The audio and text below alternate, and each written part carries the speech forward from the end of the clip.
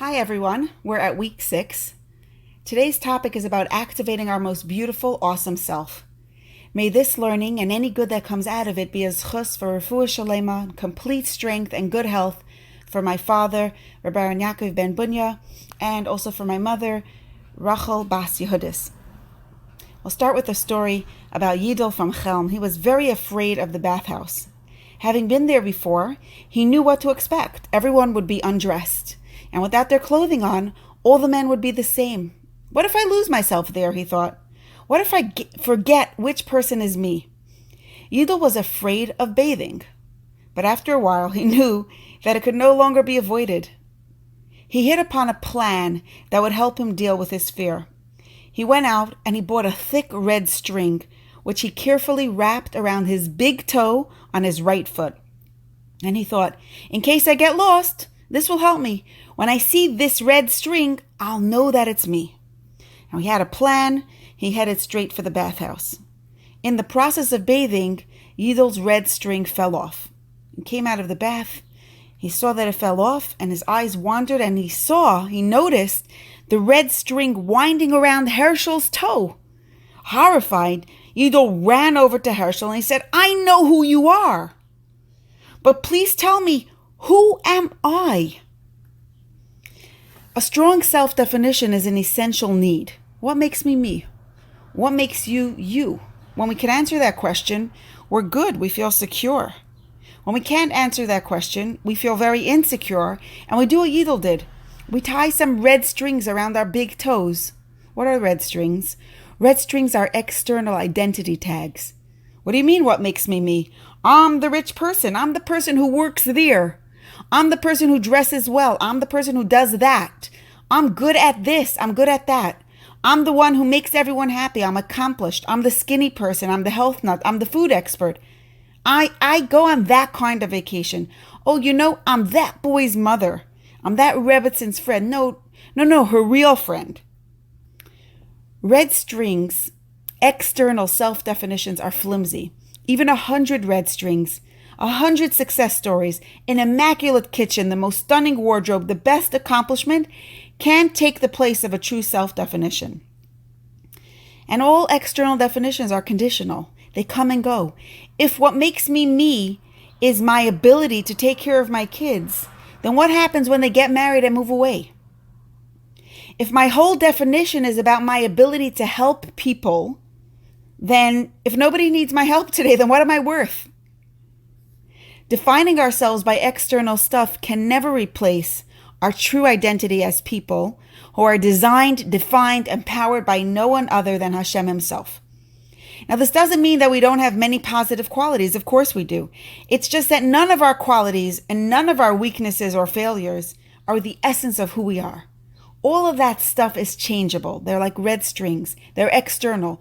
They're not our true self-definition. What's our true self-definition? It's our neshama, and only that. Now, we've been talking a lot about connecting with our neshama. In week 2, we also learned about the happiness button, the incredible, powerful impact of visualizing what we want to feel connected with. Today, we're going to learn more ways to activate our connection with our neshama, more ways, little ways, to strengthen our awareness of who we are and to anchor ourselves in the place of that wondrous strength and goodness. A very intelligent, talented woman, I'm going to call her Mindy, once asked me this question. She said, I know that I have a neshama, but I don't feel it. What can I do about it? And I'm sure you could relate to that question. I said, there's a person who lives in Borough Park. Her name is Mrs. Millionaire. Mrs. Millionaire is known by that name because last year she won $5 million in a lottery. Not the 25 million, not the 48 million, 5 million. It's a lot of money. But here's the funny thing about Mrs. Millionaire. She doesn't feel rich. In fact, she never even touched that money. She doesn't believe that the money is there. It's too good to be true. Now I have a question for you. Is Mrs. Millionaire rich? Is she well off? Mindy said, well, if we go by the bank account, the fact is she's rich. She has $5 million or whatever is left after taxes. But in real life, no way. She's poor. I said, okay, Great. Now here's another question. Imagine one day Mrs. Millionaire comes knocking on your door. You open the door, you let her in, she sits down, and you bring her a cup of coffee, a good hot cup of coffee. And she starts telling you her story. She says, last year I won the lottery. The money is in my bank account, but somehow I cannot believe it. I don't feel it. I'm a very logical person. I'm very practical. And this whole idea of being rich, it just doesn't fit into my life. It doesn't fit into my head. It doesn't make sense.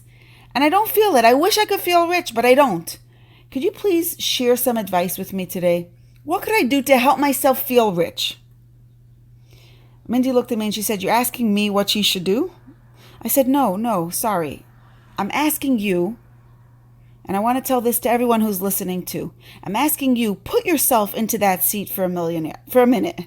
Mrs. Millionaire wants your advice. Don't talk to me. What would you tell her? Talk to her. Talk to her from your heart. Mindy thought for a long minute, and then she said, you know, Mrs. Millionaire, this is a really tough spot for you to be in. I don't know what to tell you, but I could tell you what I would do if I had a lot of money. I would go shopping. Who cares if you believe it or you don't believe it? Why are we even sitting here and talking about it? Doesn't matter. Let's just go shopping and give a lot of tzedakah. Swipe your bank card and you'll see that it works. As Mindy finished her sentence, she looked at me and we both laughed. And then she said, okay, I get what you're trying to tell me, but it's not so simple. If I have a lot of money, I could go shopping. Money is useful like that, and my feelings about money cannot get in my way of using it. But my neshama is different. My feelings about my neshama could very well get in my way of benefiting from my neshama. So what could I do about that? Many people have this question. How could I benefit from my neshama if I haven't yet brought myself to a point where I feel it? If I haven't yet done the work of week 2, or if I haven't yet done it enough so that it has made a difference to how I feel about myself? Before we answer this question, let's take a moment to very briefly recall what our neshama is. Our neshama, let's bring it up in the screens of our minds so we know what we're talking about. Our neshama is an actual part of Hashem. It's the part of us that is infinitely, unconditionally valuable, respectable, lovable, worthy. It's the part of us that gives us our life. It's the life of our life. It's the part of us that's overwhelmingly more important than anything we could ever do wrong. It's Hashem's empowerment of us, the empowerment to choose. It's our license to carry Hashem's light wherever we go, wherever we are. And it's our license to hold ourselves back from any behavior that's disrespectful of our immense, awesome dignity. Now let's say all of this is just words. It's just words. It's in our heads, but we don't feel it. It's on our bank statement, but we can't wrap our heads around it. Here's our tool that I call the Neshama Activator. It's a very effective tool and very easy to use. Write down all the positive things you know about a neshama, or pull it up on the screen in your mind like we just did just now. Imagine that you wake up one morning and you suddenly have all the goodness that a person could get when they feel anchored in their neshama. You have a profound sense of security that all your personal needs are being taken care of. You look in the mirror and you're amazed by how much you actually respect the person that you see. You have an enormous, deep appreciation for who you are. You look at yourself and you say, wow, I'm seriously good stuff. And I have everything I need to live this day with joy and absolute dignity. Can you imagine that and hold on to that vision for a minute? Okay, now, from that place of absolute security and wholesomeness, from the place of your total self-respect, what would you do? And what would you not do? Whatever your answer is, just do it. Act on it. That's the Neshama Activator technique. Number 1, bring up in your mind the facts of what a Neshama is. Number 2, with that in mind, ask yourself, if I owned that security and self-respect, what would I do? And what would I not do? And number 3, do it or don't do it. Act on the truth. You activate your neshama by acting on it, by acting on the truth. It's as simple as what Mindy said to Mrs. Millionaire. Who cares if you believe that you have a neshama or you don't have a neshama? Who cares if you feel it? It doesn't matter. Just use it. Go shopping. We benefit from being rich when we use the money. We benefit from being spiritually and emotionally rich when we use our neshama, when we lean on it, when we dip into its wealth and take the goodness that we want from it. You don't feel the strength, the security, the self-respect of your neshama? It doesn't matter. Act on it. That's how you'll see that it's there. The shortcut for immediate access to our neshama is this. Don't waste your time worrying so much about if you feel your wealth. Just run with it. The outcome of your action is going to be a lot stronger proof of your wealth than any discussion could be. You could talk about your neshama for hours and philosophize about it without feeling connected. Sometimes grappling with an idea on an intellectual level is like trying to chase away darkness with sticks. Sometimes it's not possible to change the way we feel about ourselves just by talking about it or just by listening to other people talking about it. Listening to this discussion is not enough. But the minute you turn on the light for yourself, the minute you take one small action on the strength of your neshama, that's it.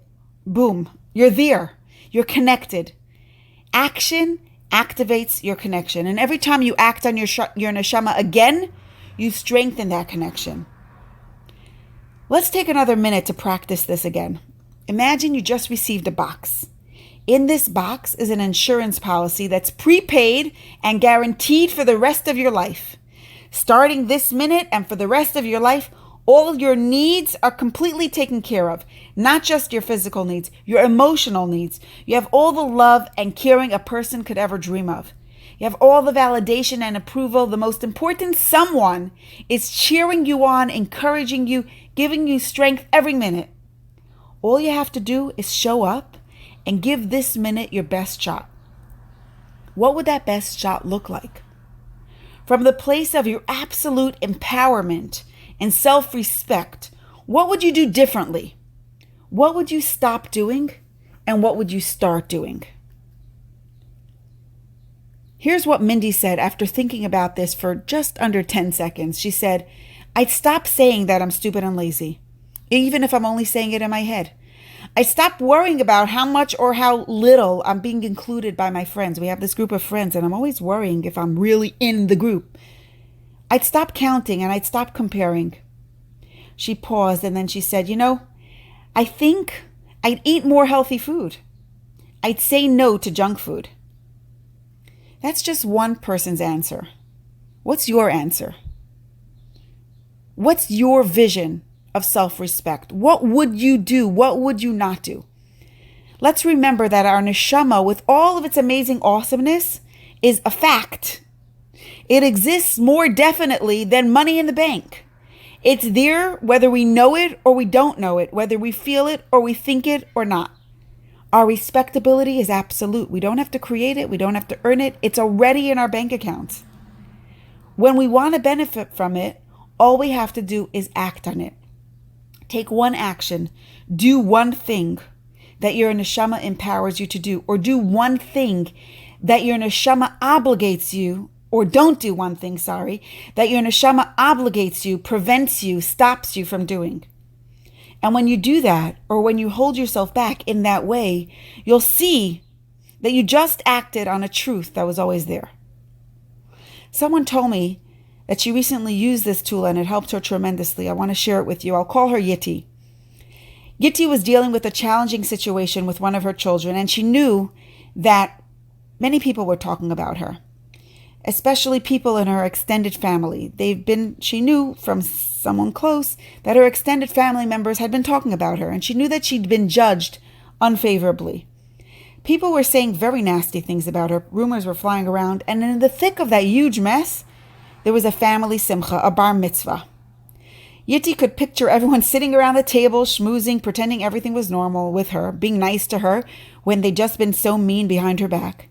And she couldn't bear the thought of being in that scene.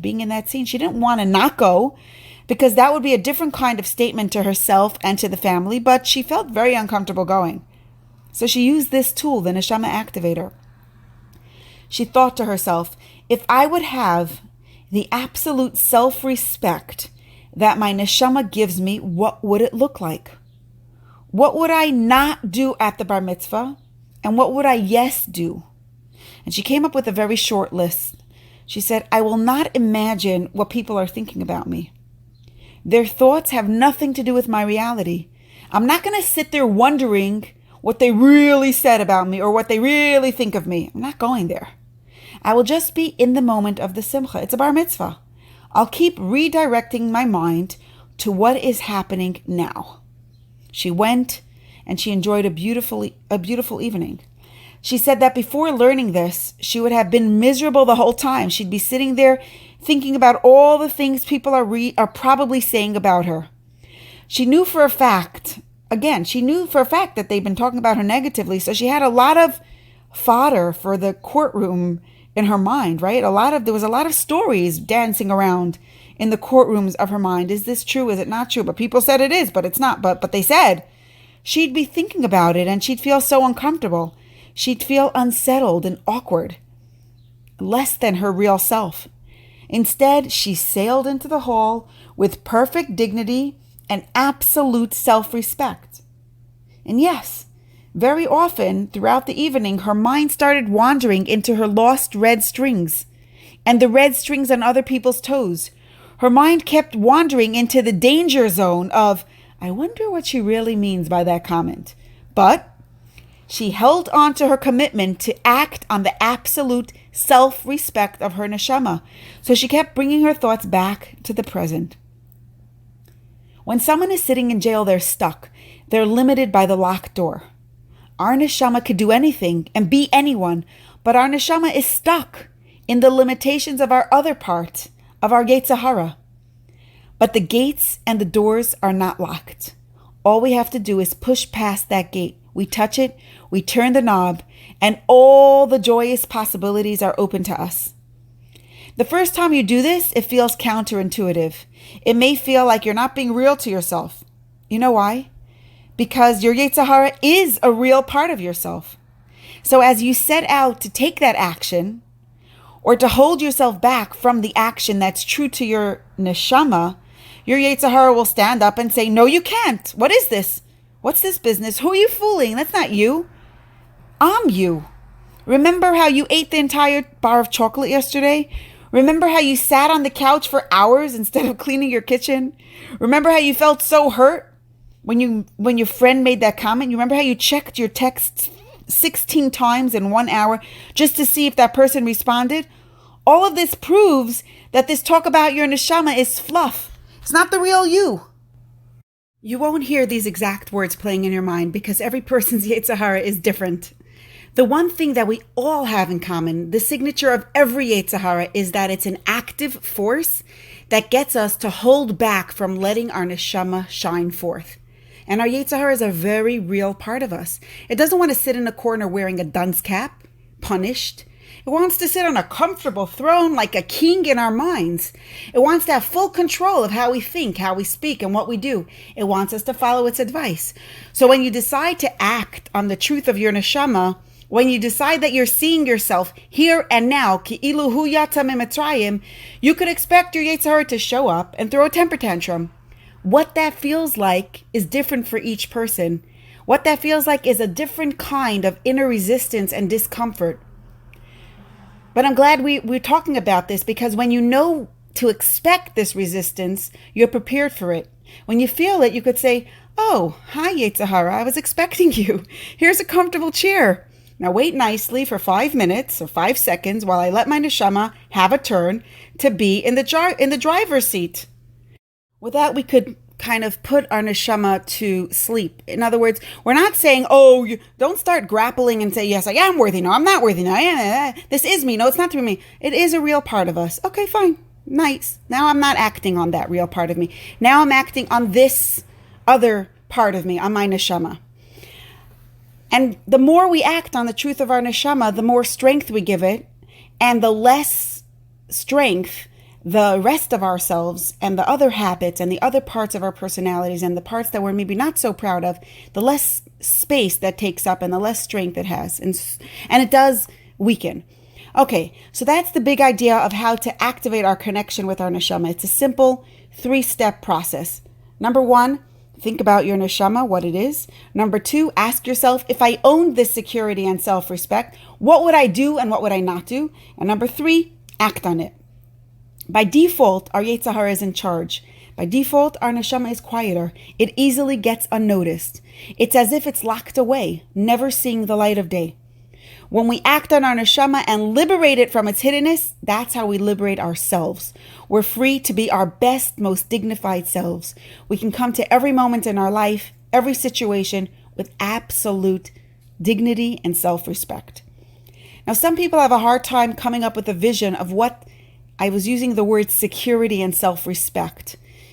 You know, that's what it looks like. Security and self-respect are big words for me. But maybe those words don't talk to you. What's one quality that your neshama gives you? And when you act on that quality, what does it look like? I've asked this question many times over to many groups of women, so here are a few of my favorite descriptions that other people have shared. One woman said, my neshama makes me worth it. What does that look like? I take care of myself. I used to see myself as someone who's there to serve everyone else, and I was often resentful of other people because they didn't take care of me. Now it's different. I'm here to serve Hashem. Part of serving Hashem is taking care of my family. Part of serving Hashem is taking care of me. That's what my neshama makes me think of. I'm worth it. Someone else said, I'm majestic. I love that word. She came back and she said, dignity is not enough. I am majestic. What does that look like? I'm selective about what I do and even about what I think. I could say no to certain thoughts that knock on the door of my mind or to certain behaviors that are my habits. I can say yes to myself, but I could also say no. I say no when something is beneath my dignity. That's what majestic means to me. One of the most beautiful words someone shared is this. She said, I am a light. I wake up in the morning and my kids are already kvetching or they're fighting and I think I am a light. And that makes me feel like going out and shining and making a positive difference to the people around me. I know that I have something important to give. I'm a light. I'll share one more example that someone once shared. She said, my neshama makes me strong and courageous. When something is uncomfortable, I pull out my neshama and I push through that discomfort. I do what's right. I can be the person I want to be, even when it's uncomfortable. Worth it, majestic, a light, strong, courageous, in my other words, security, self-respect. What's your best word? What quality does your neshama give you? And what might it look like in action? Take one quality and make it yours. Act on it, stick to it, be it. Even if you never saw yourself this way, it's the truth of who you are. Never let it go. Let's conclude with 5 quick practices worth incorporating into our lives. Number 1, no put-downs. Speak respectfully. In our culture, it's considered reasonable to insult ourselves when we make a mistake. I'm such an idiot. I'm the worst mother. Hashem is part of us. Whatever we say about ourselves, we're saying about Him. We dare not insult Hashem. So whenever you hear yourself saying something rude or disrespectful to yourself, pause. Remember, we dare not speak negatively about Hashem's daughter. Even if you don't really believe it, if it's not respectful, don't say it. Number 2, let go of perfectionism and comparisons. Comparing ourselves in any way to other people holds us back from owning our absolute self-respect. Many of us have an imaginary standard of ideal and perfect, and when we measure ourselves by those standards, when we measure not our behavior, our value by those standards, will never be respectable in our eyes. Let's remember that what we see in other people is their highlight reel. We only see their best. We don't see their day-to-day struggles and challenges. We don't see behind the curtain. If we compare our ordinary, everyday selves to someone else's highlight reel, of course we're going to have a hard time respecting ourselves. So let's stop comparing. It's become especially hard to stop comparing when there's every week all these magazines with all the write-ups about these amazing people and amazing, or these tables with these most amazing foods on the pages of magazines. All those stories are carefully edited 1,000,000 times over. Every single story about someone is carefully edited 1,000,000 times. All those pictures are photoshopped. There are teams of editors and talented people who spend endless hours making everything and everyone look just perfect. Don't compare yourself to anyone, and don't compare your husband to anyone. Number 3, change should to could. We all have should statements that play in our minds. I really should go on a diet. I should bake more cakes. I should do this. I should do that. I should call Aunt Sadie. Should statements seem harmless, but they're not. If you're not doing what you think you should be doing, then that takes away from your ability to respect yourself. Should statements wear you down. So the next time you catch yourself saying, I really should, change that to, I really could. Could reinforces our belief that these possibilities are open to us. Number 4, raise your standards of respect. We're so used to eating emotional junk. We're so used to disrespecting ourselves verbally and in action. We can't control what the people around us say and do, but we could control what we ourselves think and what we ourselves say and do. We could control how we engage and what we share with others. So let's make a practice of once every day. Do something to demonstrate your self-respect. It could be something small like making your bed if you didn't yet do that until now. Or set the table for yourself when you eat. It could be something big like making a necessary medical appointment or tending to a personal need that's been pushed off for too long. Raise your standards of respect. Number 5, say no to your nefesh habahamis or your yetzer hara. I bought a new kind of snack, some kind of chips for my kids to take to day camp. My little son opened one up and he handed me a piece. And he said, here, taste it. It's good. Now I'm trying to watch what I eat and not just be random about what goes into my mouth. So I was about to take it, but then I pulled back and he said, why? I said, I'm trying to put a leash on my nefesh habahamis. Like a little dog needs a leash? I'm putting a leash on my nefesh habahamis. My neshama doesn't need this right now, so I'm saying no. It might sound silly and petty. What? Big deal. So you eat a chip, so you don't. What's the big deal? But I know that if I could say no to a little piece of snack, I could say no to a little negative thought, and I could say no to whatever behaviors are just not respectable for me. It's really all about the small stuff. We all have something, a behavior or a habit that we do that's not consistent with our absolute self-respect. So the next time you're about to do that thing, whatever it is, just say no. Say no to disrespecting yourself. Of course, the only way to really hold on to that no is to immediately do something that is respectable. Do something meaningful and positive instead. Some people make the mistake of thinking that if I'm respectable, then I could do whatever I want. That's not respect. That's arrogance. Arrogance says, I'm perfect. I'm great. Therefore, I could do whatever I want, whenever I want. I'm good anyway. Self-respect says, I'm absolutely respectable, therefore, I sometimes say no to myself. I carefully consider and I choose what I think, what I say, what I buy, where I go, what I do, what I eat, and what I wear. I choose only what's consistent with my self-respect. So that's number 5. Let's say no to ourselves at times. Say no to our nefesh habahamis, to our yetzer hara. Number 6, stop trying to be a better person. And I know that might irritate some people's ears. Stop trying to be a better person. We're obsessed with becoming better people. In truth, there's no such thing as a better person. We can't become better than ourselves. Is there anything or anyone better than a part of Hashem? Of course not. We can't become better. We can only let our better self show up. We can only keep learning from our mistakes and from our unpleasant experiences, and we can keep trying to let our neshama show up more. It's not just a play on words. Saying I want to be a better mother automatically takes your mind to imaginary betterness, to pictures that don't exist. It comes with comparisons to other people. Sometimes it comes with a comparison to a standard of perfection that really just doesn't exist. Most importantly, saying I want to be a better mother doesn't actually make you a better mother. It makes you an anxious mother. It makes you into a person who's never good enough and whose kids are never good enough. So instead of thinking I want to be a better mother, or I want to be a better this or a better that, be specific about what you want to do. For example, I want to spend more time with my children before they go to sleep. I want to create a more functional morning routine. Routines and systems and habits could become better. We can't. We don't need to. And when we try to, that's like trying to tie on a better red string. Oh, I don't like the red string. Let me get a better one. I lost my red string. Let me get a new one. No. Our betterness, our value is never about red strings. Our value is about our neshama. So if we don't like ourselves so much, we don't need to. And we cannot become someone different. The only thing we can do this moment, right now, is let our neshama shine forth with greater strength than it did a minute ago. We can let our neshama be the king, the boss, the dominant force, the reason we do or don't do.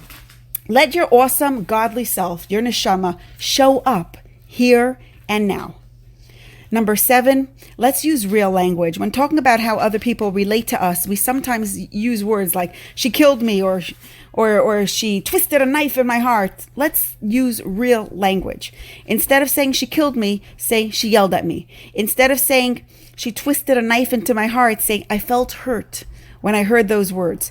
Using real language will help you stay in the reality of what actually happened, and you'll be more likely to separate your intense feelings from the actual reality of what happened. The result will be a more protected sense of self. Your dignity will be less touchable.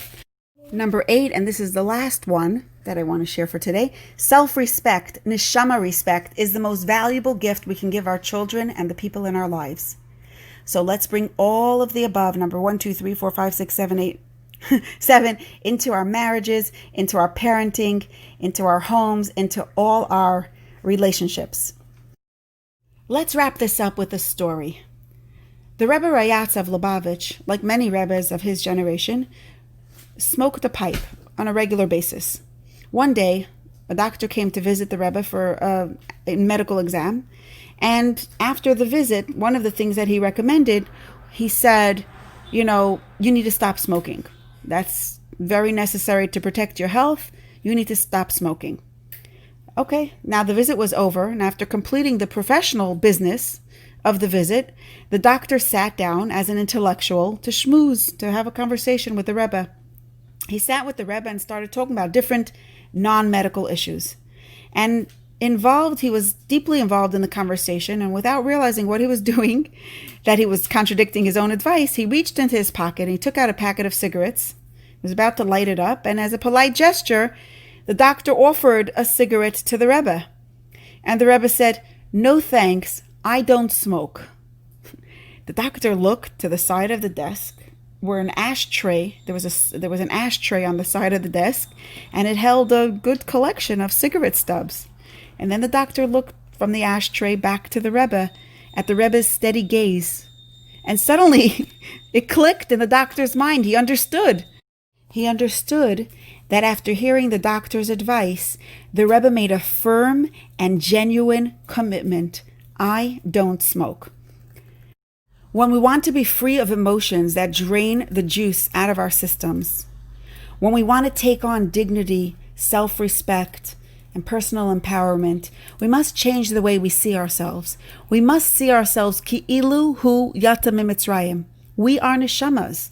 We're Hashem's people. We are empowered to choose.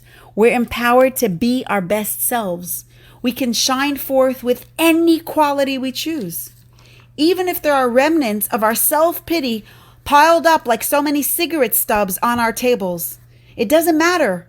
This minute, we could connect with our true self and we could decide, I don't do self-pity. I don't do misery. I don't do resentment. I don't speak that way to myself. I don't eat that. I don't wear that. I don't do that. Hashem empowers us to be free. Let's hold on to his ticket and make this an awesome, wondrous Neshama day.